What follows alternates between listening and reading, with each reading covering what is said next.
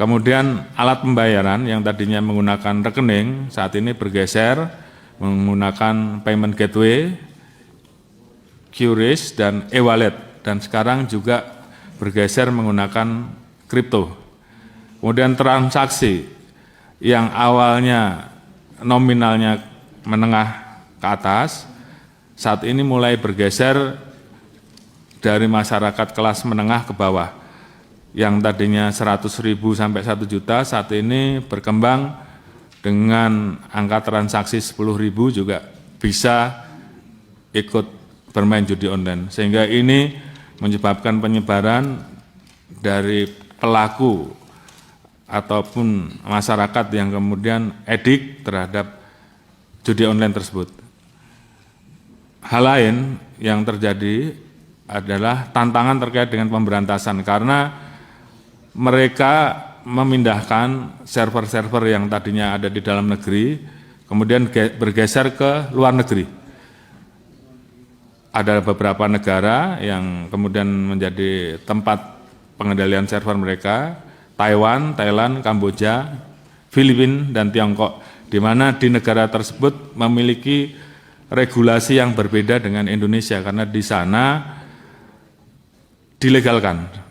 Sebagian dilegalkan, sementara di Indonesia ini ilegal, sehingga ini juga menjadi masalah tersendiri pada saat kita melakukan pemberantasan judi online. Kemudian pola layering transaksi dengan melibatkan banyak rekening yang mereka buka dari meminjam KTP masyarakat, dibayar, dan kemudian KTP-nya dipinjam untuk membuka rekening. Dan mereka diberikan insentif, ini yang terjadi, sehingga kemudian sistemnya rekening masuk 1 hari 2 hari dicabut, rekening baru masuk lagi, buka akun, kemudian 1 hari 2 hari dicabut. Ini pola-pola yang mereka lakukan. Terkait dengan hal tersebut, beberapa waktu ini kami telah melakukan penegakan hukum terkait dengan judi online. Salah satunya yang kita proses di kasus slot 8278, kita mengungkap 2 payment gateway dengan total 10 tersangka dan aset yang kita sita 83,9 miliar. Ini saat ini terus kita kembangkan.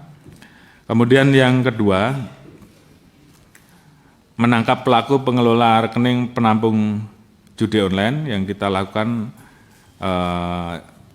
yang dikendalikan oleh jaringan Cengkareng Kamboja. Kita amankan 8 tersangka rekening yang dikirim ke operator judol ke Kamboja selama bulan Mei 2022 sampai dengan Oktober 2024, sebanyak 4.324 rekening telah dikirim ke Kamboja dan estimasi perputarannya 21 miliar per hari.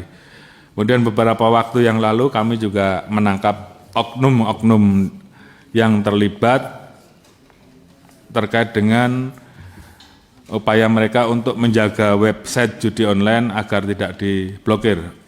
Oknum di Komdigi saat ini terus kita kembangkan. Kemarin kami menangkap ke Malaysia, tadi malam kita bawa pulang, dan saat ini sedang terus kita lakukan upaya pengembangan untuk mengarah kepada kelompok pelaku, baik dari oknum ataupun dari kelompok bandar yang saat ini sedang kita dalami. Nanti akan secara khusus akan disampaikan rilis resmi pada saat sudah lengkap oleh Polda Metro. Kemudian beberapa waktu yang lalu kita juga menangkap dan mendalami influencer, mungkin ini juga menimbulkan protes, kenapa kok diamankan, Gunawan Sabdor. Dari Gunawan Sabdor ini kita kembangkan, kita menangkap 2 tersangka selaku pelaku marketing pemberi gift kepada influencer tersebut.